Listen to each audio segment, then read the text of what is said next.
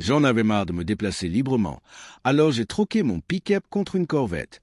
Le grondement du moteur n'était plus le vrombissement rauque du diesel auquel j'étais habitué depuis 6 ans. C'était un ronronnement grave et profond, un son menaçant qui vibrait dans tout le châssis et me donnait des frissons. Assis dans mon allée, je sirotais un café noir, observant la vapeur s'élever contre le tableau de bord immaculé de ma nouvelle Chevrolet Corvette C8. Il était 8h55, un samedi matin. Le ciel était d'un bleu éclatant, sans un nuage, le genre de temps qui annonçait généralement la fin de mon week-end. Mon téléphone, fixé sur le support magnétique du tableau de bord, s'est allumé. Kevin, mon beau-frère, arrive. J'espère que tu as pris ton petit déjeuner. Ce canapé d'angle est énorme. Je n'ai pas répondu. Je ne suis pas sorti de la voiture. J'ai simplement baissé la vitre et attendu. 30 secondes plus tard, la Honda Civic rouillée de Kevin, une 2016, s'est garée dans mon allée. Il s'est garé derrière moi, est sorti de la voiture et s'est dirigé vers le garage, vêtu de ses vêtements de déménagement, un short en filet et un t-shirt taché. Il portait des gants. Pas pour lui, bien sûr. Pour moi, il s'est arrêté net en voyant la porte du garage fermée. Perplexe, il a cherché du regard l'imposant Ford F-150 Lion noir mat qui avait rythmé ma vie pendant 5 ans. Il n'était pas là. À la place, il m'a vu assis au ras du sol dans une voiture qui ressemblait à un avion de chasse furtif, peinte en gris céramique. Il s'est approché de la fenêtre côté conducteur, les yeux plissés. « Marc, à qui est cette voiture? Où est le camion? On est pressé. Mec. » La dame a dit que si le canapé n'est pas parti avant midi, elle le donne au prochain venu sur Marketplace. J'ai pris une lente gorgée de café. « Bonjour, Kevin. »« Oui, bonjour. Sérieusement, où est le camion? Il est au garage?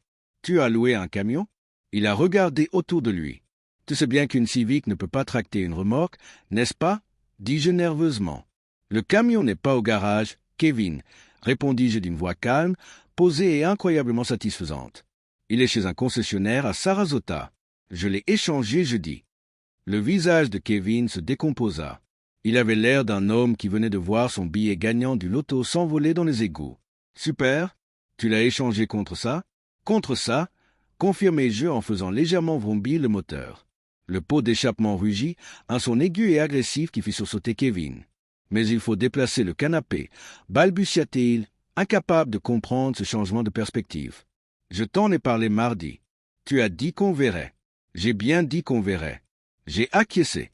Et j'ai vu que je voulais une voiture qui passe de 0 à 100 km/h en moins de 3 secondes et dans laquelle on ne peut pas mettre un canapé-lit dans le coffre.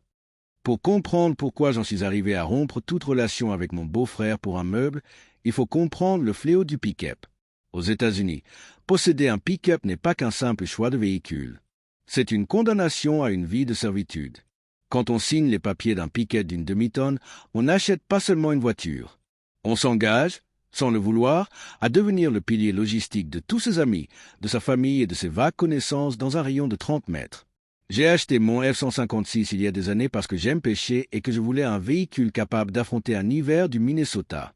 Je ne l'avais pas acheté pour devenir déménageur bénévole. Mais c'est pourtant exactement ce qui s'est passé. Au début, c'était tout simple. « Salut Marc, j'ai acheté un nouveau barbecue chez Castorama. Tu peux passer ?» Puis c'est devenu « Salut Marc, Sarah déménage de sa résidence étudiante. On peut mettre ses cartons dans la benne ?» Au bout de 3 ans, je n'étais plus Marc. J'étais juste le gars avec le pick-up. J'avais passé mes week-ends à transporter du paillis pour le jardin de ma mère. J'avais déménagé l'appartement de mon cousin 2 fois en échange de pizza et de bière. Précision importante, la pizza est toujours froide. La bière est toujours de la bière blonde bon marché, et ni l'une ni l'autre ne couvre les frais d'essence, l'usure du véhicule, ni mes douleurs lombaires. J'avais transporté des plaques de plâtre, du gravier, des commodes anciennes, des motos et des sacs poubelles. La benne de mon pick-up était abîmée. L'intérieur de mon camion sentait constamment le fast-food et la poussière des hôtes. Mais le déclic, le moment où j'ai eu l'impression que le panneau « à vendre » s'était installé dans ma tête, c'était il y a 3 semaines. C'était un samedi, comme aujourd'hui. Kevin avait trouvé une super affaire sur Facebook Marketplace, une table de billard en ardoise gratuite. Le hic, il fallait la transporter soi-même. « Ce sera facile », avait dit Kevin. Le vendeur dit qu'elle est démontable. Elle ne l'était pas. C'était une plaque d'ardoise massive qui pesait à peu près le même poids qu'un petit soleil. Elle se trouvait dans une cave avec un escalier étroit. Kevin m'a emmené, seul avec son mal de dos. Je ne peux pas porter trop lourd, Marc. Le chiropracteur a dit que j'avais des microfractures. J'ai mis Kevin pendant que je lui attachais un harnais de levage. J'ai passé 4 heures à hisser cette dalle d'ardoise dans l'escalier. J'ai abîmé le plaque de plâtre et j'ai dû payer pour la réparation. Je me suis cassé le pouce. J'ai transpiré à grosses gouttes. Quand on a enfin réussi à la charger dans la benne de mon pick-up, j'étais épuisé. Mes mains tremblaient. J'ai voulu fermer le haillon et le coin de la table en ardoise, que Kevin avait oublié de protéger avec une couverture, a heurté la peinture. Crac! Une profonde rayure a traversé le vernis et atteint l'apprêt de mon pick-up à 60 000 $. Je l'ai fixé du regard. J'ai senti le sang se retirer de mon visage. « Oups !» dit Kevin en ouvrant une canette de Mountain Dew qu'il avait apportée. « Une cicatrice de guerre, hein? C'est une marque de camion. C'est fait pour être abîmé. Ça lui donne du caractère. » Il n'a pas proposé de payer la correction de la peinture. Il ne s'est pas excusé. Il est simplement monté sur le siège passager et a commencé à manipuler les stations de radio. Dit « On s'arrête chez Buffalo Wild Wings en rentrant? Je meurs de faim. Tu paies, hein? » Comme j'avais trouvé la table, je l'ai ramené chez lui en silence. Ce soir-là, je me suis assis dans mon garage et j'ai regardé le camion. Il était énorme. Il était performant. Il était puissant. Et je le détestais. Je détestais qu'il fasse de moi une cible. Je détestais que ma valeur aux yeux de ma famille soit directement liée à la capacité de remorquage de mon véhicule. J'ai réalisé que si je conduisais une Smart, plus personne ne me demanderait jamais de l'aider à déménager un réfrigérateur. Je n'avais pas besoin d'un camion. Je travaillais dans la vente de logiciels. Je faisais la navette jusqu'à une zone d'activité. Le plus lourd que je devais transporter était un sac d'ordinateur portable et une boisson protéinée. J'ai commencé mes recherches ce soir-là. Je ne voulais pas d'une berline. Une berline a un coffre. Un coffre peut contenir des cartons. Un coffre peut contenir des courses. Je voulais éliminer toute possibilité d'utilité. Je voulais quelque chose d'égoïste. J'ai regardé la Corvette. 2 sièges, un coffre avant, un frein assez grand pour un sac de sport, un coffre arrière assez grand pour un sac de golf. Capacité de charge utile négligeable. Plaisir infini. J'ai trouvé celle que je voulais chez un concessionnaire à 3 heures de route. J'ai pris un jour de congé, un jour de maladie où j'étais exaspéré par les absurdités de tout le monde. La négociation de la reprise a été rapide. Vous échangez à 150 l'Ariat 2020 contre une Corvette, a demandé le vendeur en lorgnant les bavettes de mon pick-up. Vous savez qu'on ne peut pas tracter un bateau avec la Corvette, n'est-ce pas? Je n'ai pas de bateau, ai-je répondu. J'ai un beau-frère? Le vendeur a hoché la tête solennellement. Inutile d'en dire plus. Commençons les papiers. Rentrer chez moi au volant de la Corvette fut une expérience spirituelle. Basse, racée et rapide. Elle n'était pas pataude. Elle filait comme une flèche. Mais le meilleur atout n'était ni la puissance ni le système audio Bose. Le meilleur atout, c'était l'absence totale d'espace de rangement. Je n'en ai parlé à personne. Je voulais que l'effet soit visuel. Je voulais qu'il le voie. Ce qui nous ramène à samedi matin. Kevin était toujours debout dans mon allée, en train de réaliser la situation. Son regard passait des lignes élégantes et agressives de la Corvette à sa triste Civic argentée. Alors, Kevin a commencé à monter la voix. « Tu n'y peux rien. Je peux t'offrir un soutien moral, » ai-je dit en consultant l'horloge numérique sur le tableau de bord. Mais physiquement, non, il n'y a pas de place pour un canapé d'angle dans cette voiture, Kevin, à moins que tu veuilles le découper en cubes de 2,5 cm. Mais je l'ai promis à la dame. S'est écrié Kevin en agitant les mains. C'est un canapé d'angle en cuir 3 places.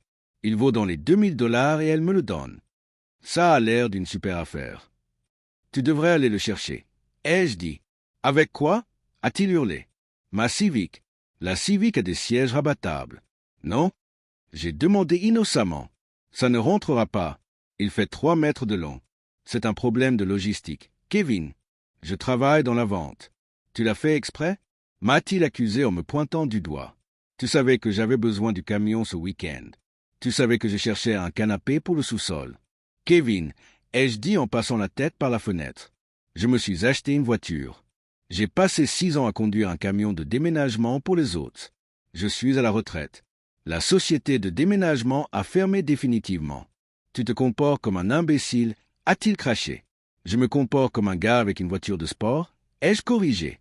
Et là, ce type a un thé à 10 heures. Alors, si tu pouvais déplacer ta Honda, Je dois me retirer. Kevin est devenu rouge comme une tomate.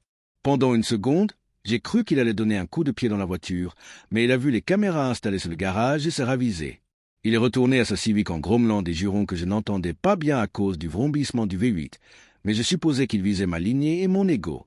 Il a fait marche arrière, ses pneus crissant sur l'asphalte. J'ai attendu qu'il soit parti. Puis j'ai enclenché la marche arrière de la Corvette, la caméra de recul offrant une vue haute définition de mon allée propre et vide. Je n'avais pas vraiment prévu de prendre le thé. Je voulais juste conduire. Mais l'histoire ne s'arrête pas là. La vraie satisfaction, la cerise sur le gâteau, est arrivée environ 2 heures plus tard. Je roulais tranquillement sur une petite route de campagne sinueuse, appréciant la tenue de route de la voiture dans les virages, quand mon téléphone a vibré. Ce n'était pas Kevin. C'était une notification de notre groupe de discussion familiale. Je me suis arrêté à un point de vue panoramique pour la consulter. Kevin avait posté une photo. C'était une tragédie en 3 parties. La photo montrait sa Honda Civic dans l'allée d'une maison inconnue. Un morceau d'un énorme canapé en cuir marron était sanglé sur le toit de la petite berline. C'était arrimé avec des tendeurs, ce qui ressemblait à de la ficelle. Le toit de la Civic était visiblement déformé sous le poids. La suspension était complètement affaissée, mais le plus beau, c'était la deuxième partie du canapé. Elle était coincée dans le coffre, dépassant d'environ 1,20 mètres, dangereusement près du bitume. Légende. Quelqu'un a un camion? Marc m'a lâché. J'ai besoin d'aide au plus vite. La voiture fait des bruits bizarres. J'ai éclaté de rire, un rire franc qui a résonné dans le petit habitacle de la Corvette. J'ai tapé une réponse. On dirait que tu gères la situation. Beau travail d'emballage. Puis les messages du reste de la famille sont arrivés. Ma sœur Sarah, la femme de Kevin. Marc, sérieusement. Il est coincé sur le bord de LI-94. La ficelle a cassé et le coussin s'est envolé. La police de la route est là. Tu dois aller l'aider. Ma mère, Marc, sois raisonnable. Va chercher ton camion. J'ai répondu au groupe. Je ne peux vraiment pas. Je n'ai pas de camion. Je conduis une 2 places. À moins que Kevin ne veuille s'asseoir sur mes genoux, je ne peux rien faire pour lui. Je lui ai envoyé une photo de la Corvette garée avec la vallée en arrière-plan. Le soleil faisait briller sa peinture gris céramique. Elle avait l'air rapide, chère et totalement inadaptée aux travaux manuels. Sarah a appelé aussitôt. J'ai répondu par Bluetooth. « Tu as acheté une Corvette ?» a-t-elle hurlé. « Tu fais une crise de la quarantaine ? Tu as 34 ans. » Je suis en pleine prise de conscience. « Sarah » ai-je répondu. Je me suis rendu compte que je ne suis pas du genre à déménager des meubles. Kevin va avoir une amende. Il va devoir payer la dépanneuse. Voilà une leçon d'organisation qui va lui coûter cher. J'ai dit, la prochaine fois, il devrait peut-être louer un camion. Ça coûte environ 29,95 $ plus le kilométrage. Bien moins cher qu'un divorce, ce que j'allais demander à cette famille si je devais encore déplacer un objet lourd. « Tu es égoïste ?» a-t-elle dit. « Je suis aérodynamique » ai-je rétorqué. « Je dois y aller. Sarah, la route se dégage. » J'ai raccroché. J'ai passé le reste de la journée à conduire. Je n'ai rien transporté. Je n'ai rien soulevé. Le seul poids que je portais était la force G qui me plaquait contre le siège baquet lorsque j'accélérais en sortie de virage.